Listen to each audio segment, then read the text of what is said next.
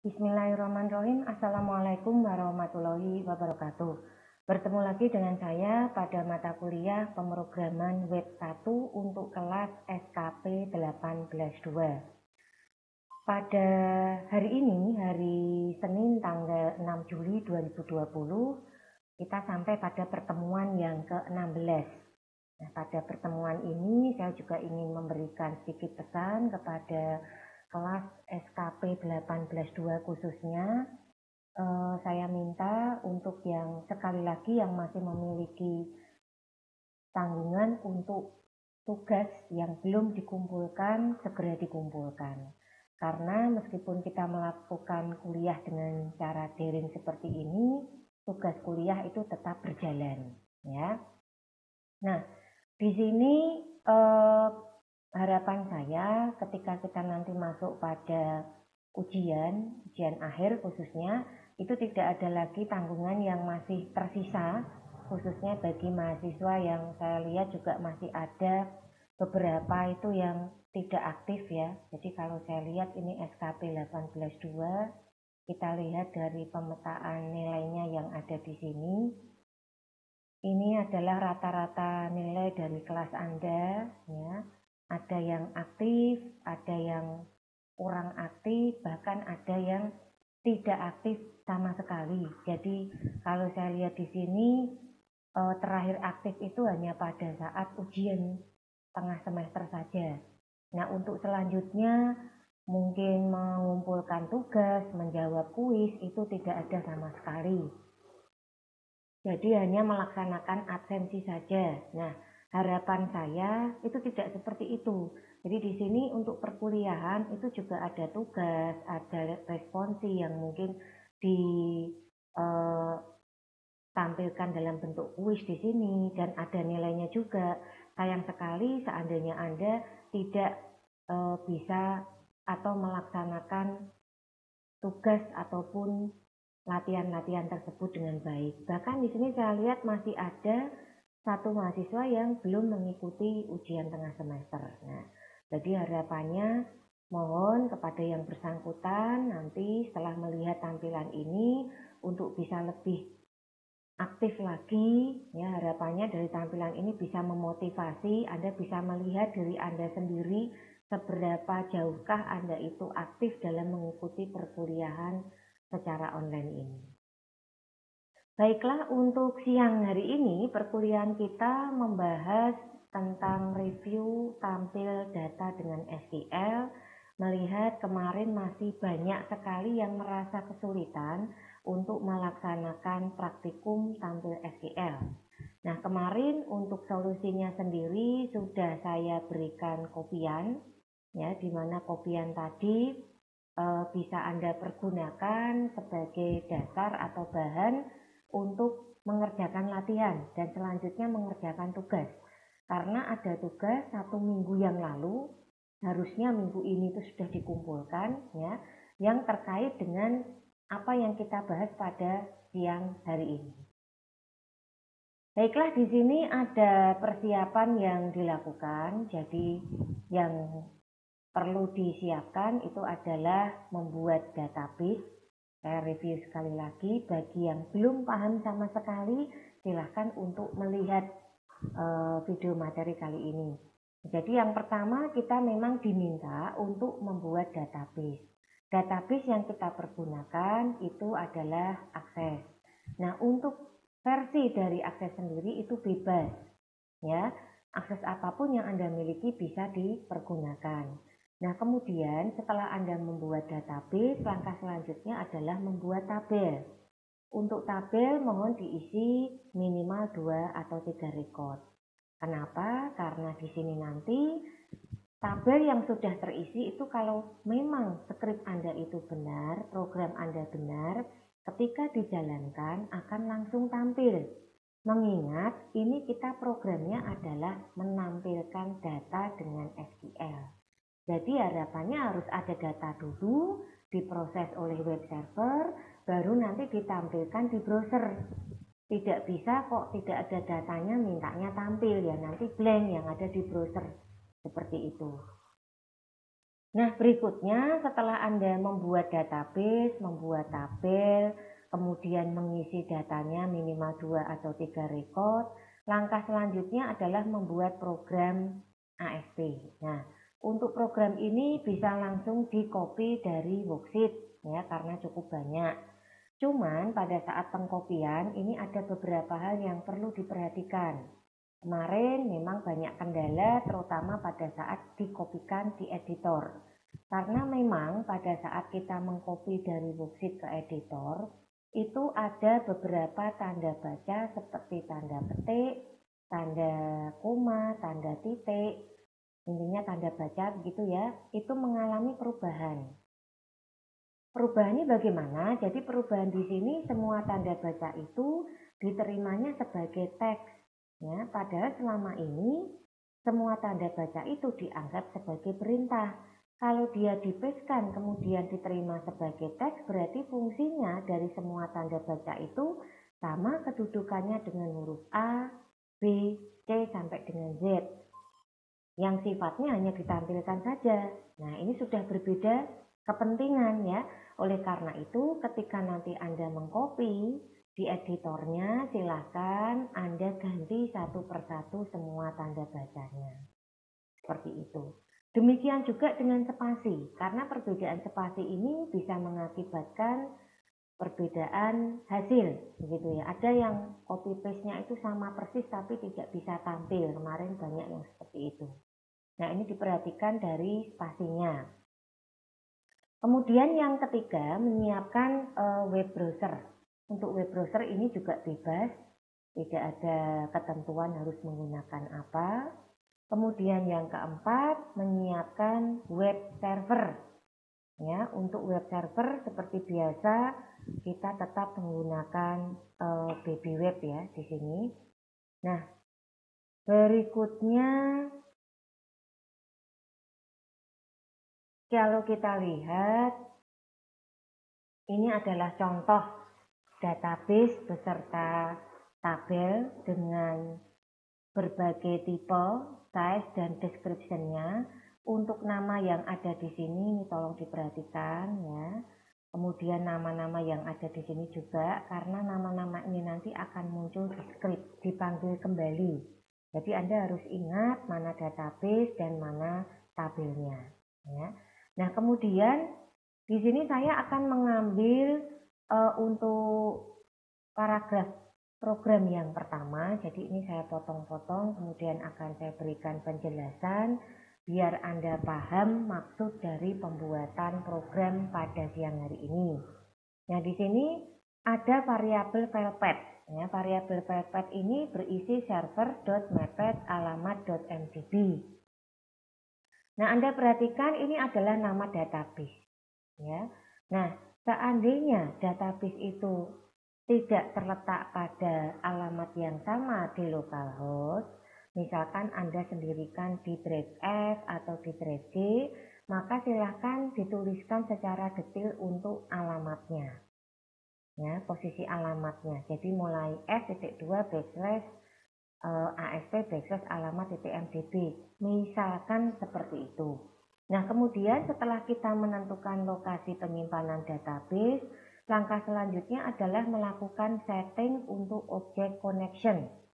Nah, di sini kita mulai membuat ADODB connection, ya, singkatan dari Active Data Object Database. Nah, berikutnya dibuka. Ya, berikutnya dibuka, ada data source dan file path. Nah, jadi ketika data source diminta, itu kita langsung merujuknya kepada variabel ini, file path. Tidak perlu menuliskan kondisi ini yang terlalu panjang, yang kadang-kadang karena faktor human error itu menjadikan program itu error. Ya. Nah, jadi ini kita cukup menuliskan saja variabelnya cukup simple. Kemudian setelah itu kita mulai memasukkan perintah query-nya. Ada strSQL sama dengan select bintang from teman. Anda perhatikan ini adalah nama tabel yang kita buat tadi. Nah, membahas sedikit tentang query, di sini yang kita gunakan adalah perintah select bintang. Select bintang artinya menampilkan semua data tanpa terkecuali. Seperti itu, kita belum menggunakan perintah khusus, misal menampilkan data yang huruf depannya F atau menampilkan data yang mungkin alamat rumahnya itu di Semarang misalkan ya. Jadi di sini kita memasukkannya itu hanya perintah query. Kemudian selanjutnya kita melakukan setting untuk RS ya, ada record set. Di sini server.createObject addodb.record set. Ya, jadi di sini kita melakukan setting untuk record setnya, di mana setelah disetting kemudian kita buka. Nah, mungkin berbicara sedikit tentang RS di sini. Kalau kita membuat sebuah program yang sudah menggunakan database, maka perintah RS ini akan sering dipergunakan karena terkait dengan satu, record ya.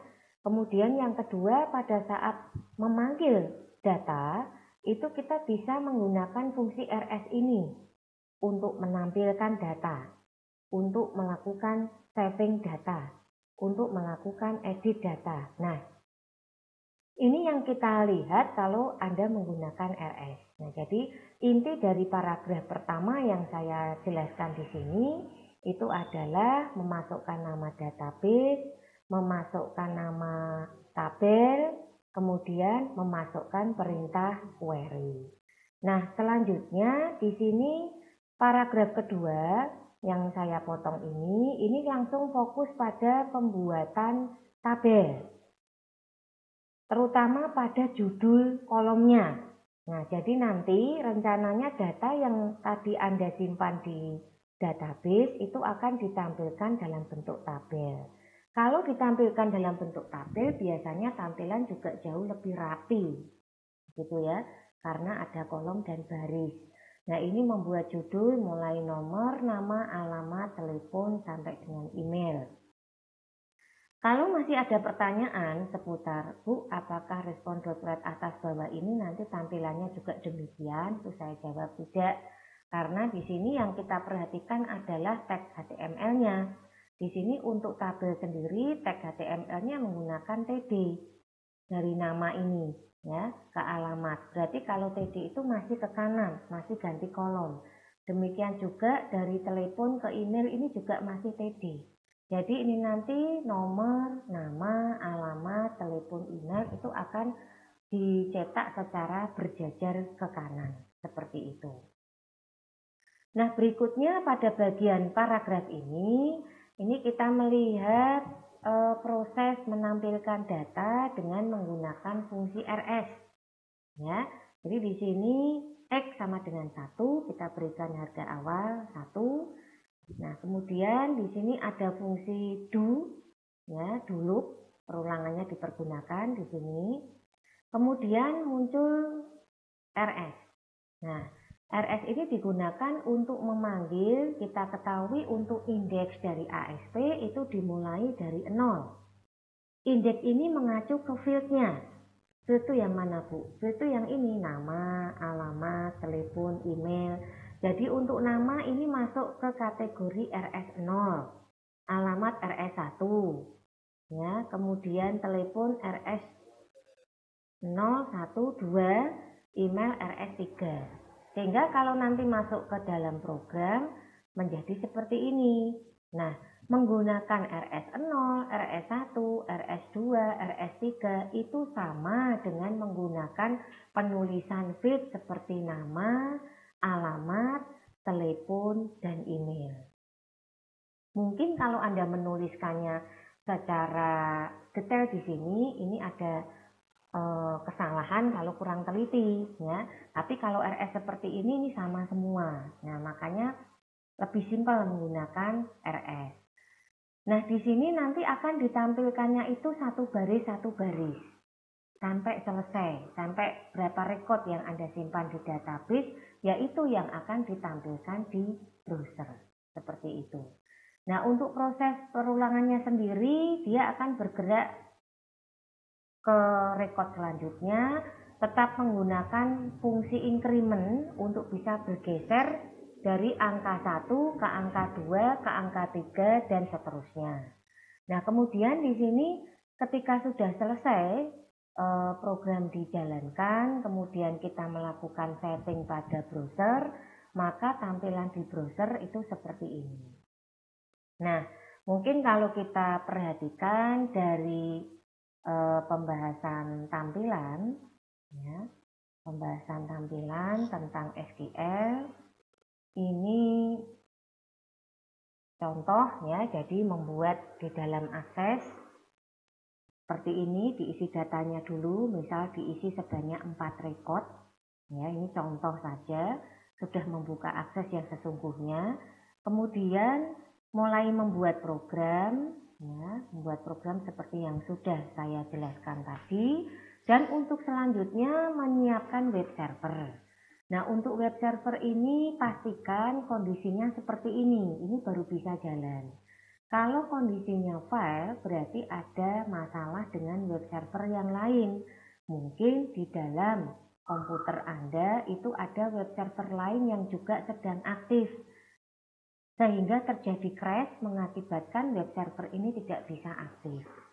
Nah, cara untuk menonaktifkan web server yang lain, masuk ke setting, kontrol panel, administratif tool, service, ya. Kemudian nanti di situ tinggal dipilih web server mana yang masih aktif dan Anda tinggal stopkan di situ. Kemudian ini dicoba lagi dibuka, posisinya harus seperti ini. Kalau normal, ya.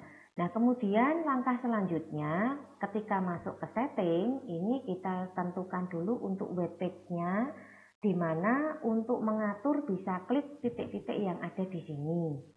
Nah, nanti kalau sudah kita bisa memilih subfolder tempat penyimpanan file ASP yang kita buat. Kalau sudah klik OK, maka hasilnya seperti ini. Jadi di webpage ini untuk menunjukkan lokasi penyimpanan secara drive dan subfolder.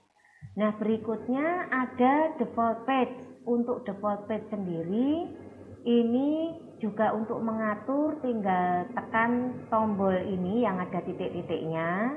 Kalau sudah, nanti kita pilih file yang memang ingin kita tampilkan, file ASP yang sudah kita buat tadi.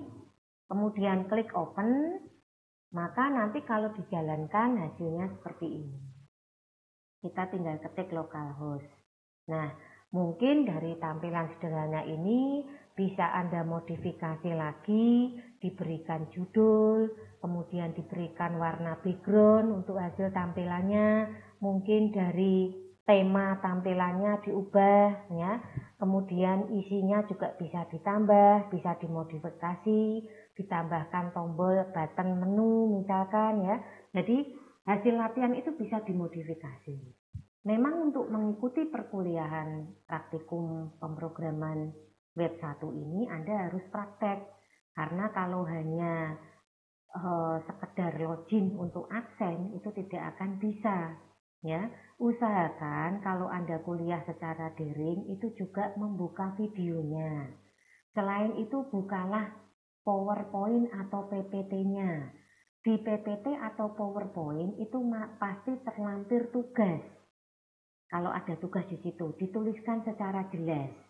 Kalau Anda hanya melihat sekilas video, kemudian login absen, dan Anda tidak berlatih, ya tidak akan tahu kalau misalkan ada tugas, ada latihan yang harus dipraktekkan di rumah, ya itu tidak akan tahu. Nah, makanya di sini pesan saya untuk selalu cek di Classroom. Nah, untuk tugas minggu yang lalu, 1 minggu yang lalu, ini tugasnya membuat database dengan nama customer. Diisi sebanyak 15 data. Nah, untuk fieldnya sudah ditentukan ini, jangan membuat nama sendiri. Ini ada nomor customer, ada nama customer, ada alamat, ada telepon, pekerjaan, cabang perusahaan, sampai dengan tanggal masuk. Ya, jadi ini kalau kita lihat memang sudah ada di PPT atau PowerPoint.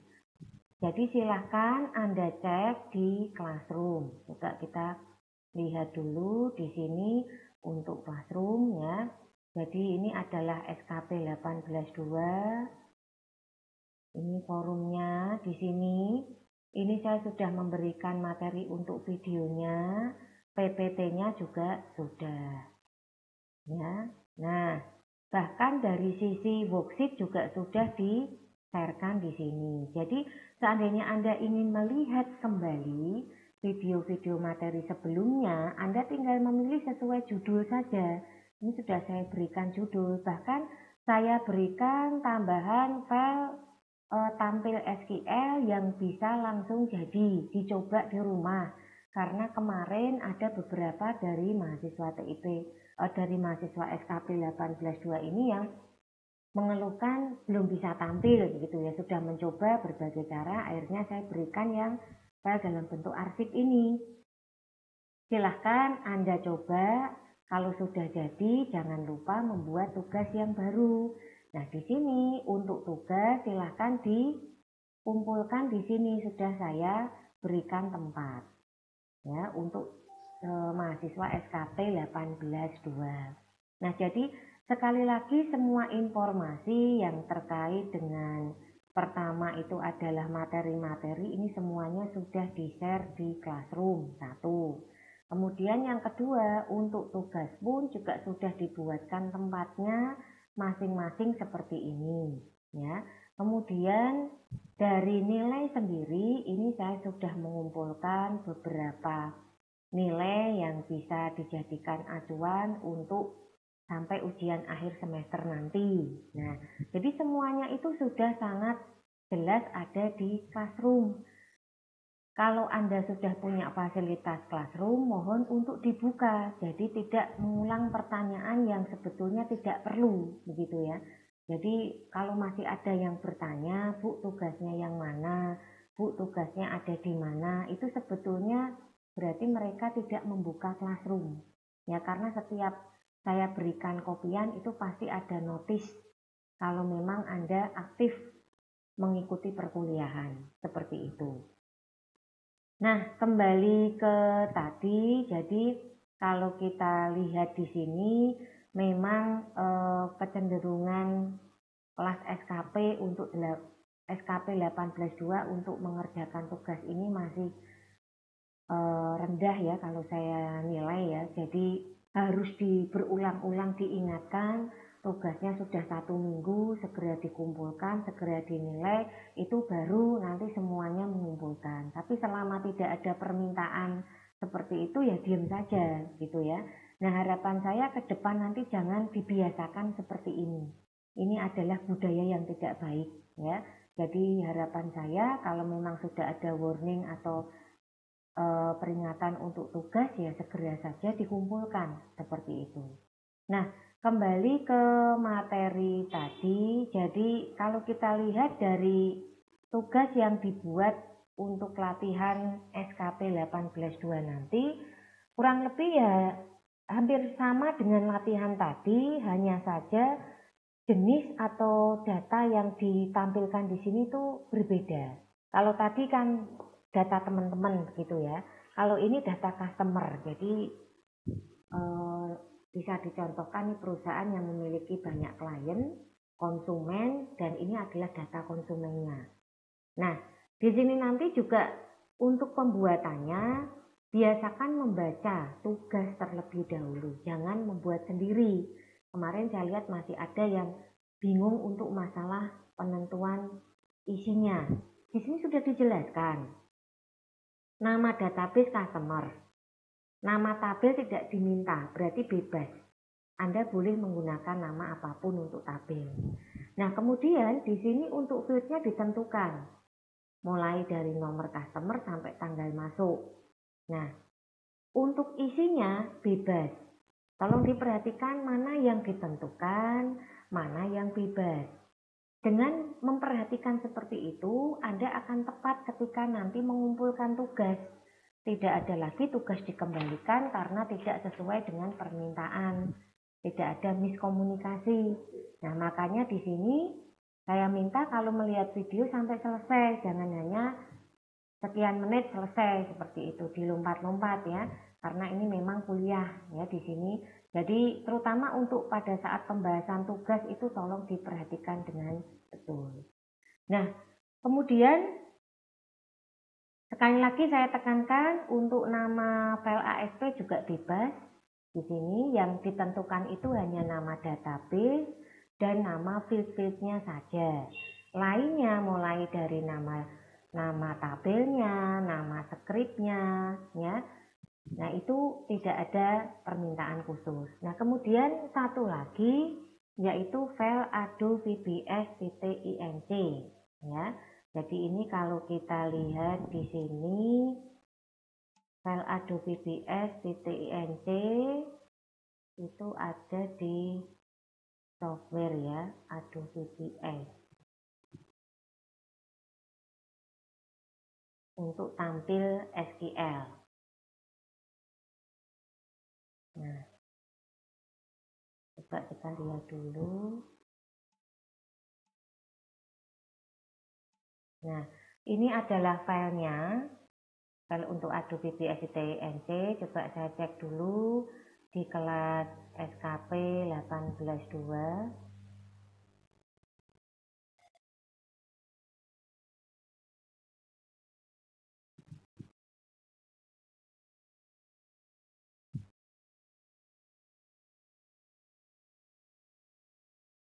Oke, ini bisa saya tambahkan di sini ya.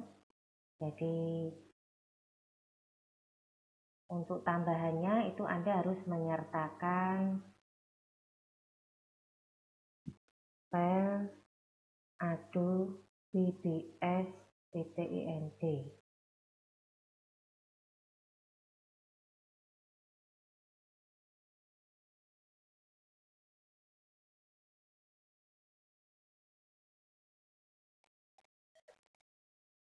Oke, kita lihat dulu di Brave.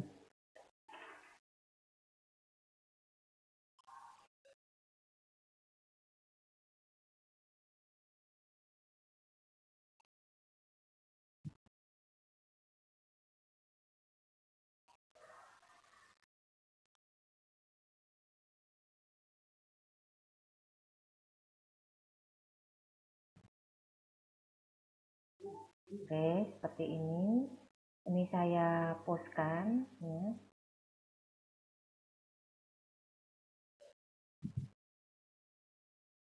Oke.